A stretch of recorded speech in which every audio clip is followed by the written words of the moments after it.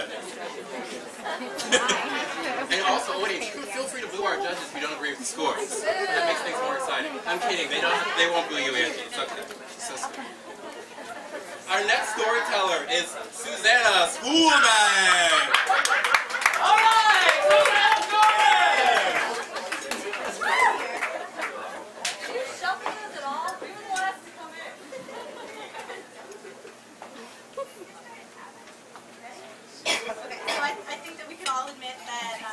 Middle school is pretty much an epic fail for most of us. Yeah. Yes. I know the stage kind of gives you a false sense of how tall I am. I'm not high. Maybe a little liquored up, but I'm not high. I was pretty short when I was in middle school, and also, you know, I still hadn't lost my baby fat yet, so, you know, I still had a little bit of snuggling room on me, and I also really wanted to sing. Being able to sing was kind of one of those things that I always wanted to be able to do, but wasn't really at that point where I should have been singing out loud or should have had anyone hear me. But in 7th grade, a friend and I decided that we wanted to take singing lessons after school. And the singing teacher, we had private lessons because this was very fancy. And my voice lesson, my teacher decided that she wanted us to sing at our assembly.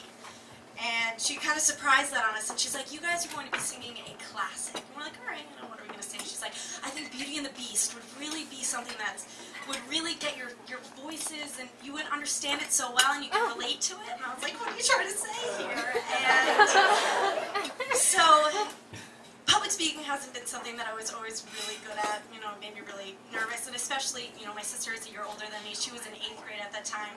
All those really cute 8th grade boys that I really wanted to impress. So it was, you know, 5 minutes until we were about to sing, and my friend Maggie and I, who was in the class with me, were like, just promise, you know, we're both going to sing this song together. You know, we're not going to cop out, nothing's going to happen. Meanwhile, my heart was like pounding. I was like, I don't know if I'm going to be able to do this. We also had solos, and as we were, you know, practicing for the song, our teacher was like, you're also going to be doing this without music, because I kind of want to show everyone how well I am of a teacher to you, and you will be able to do this. And I was like, I don't know. So we went up there, and, you know, it was one of those moments where I was kind of like zoning into the end, and I didn't really know what was happening. I kind of floated up to the front. It was in a chapel too, because I went to an Episcopalian school, and so we had this chapel, and so there were pews, and everyone was sitting there.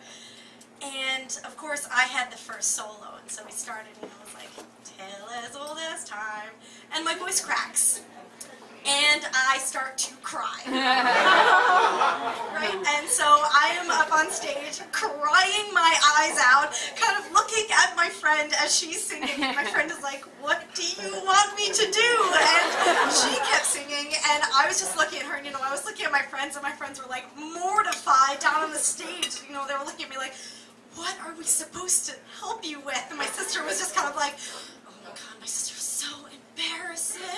And I saw all these really cute boys, and I was like, fuck, there goes my chances with them. In 7th grade, you know, here I am. And so essentially, I was up there just bawling my eyes out as my friend finished the song, and then I was kind of known as, this was like a tiny school. I had like maybe 20 kids in my 7th grade class. And, you know, it's like people knew who I was. Because I was crying during my assembly singing Beauty and the Beast. And I made it through one line. So that was kind of my epic fail.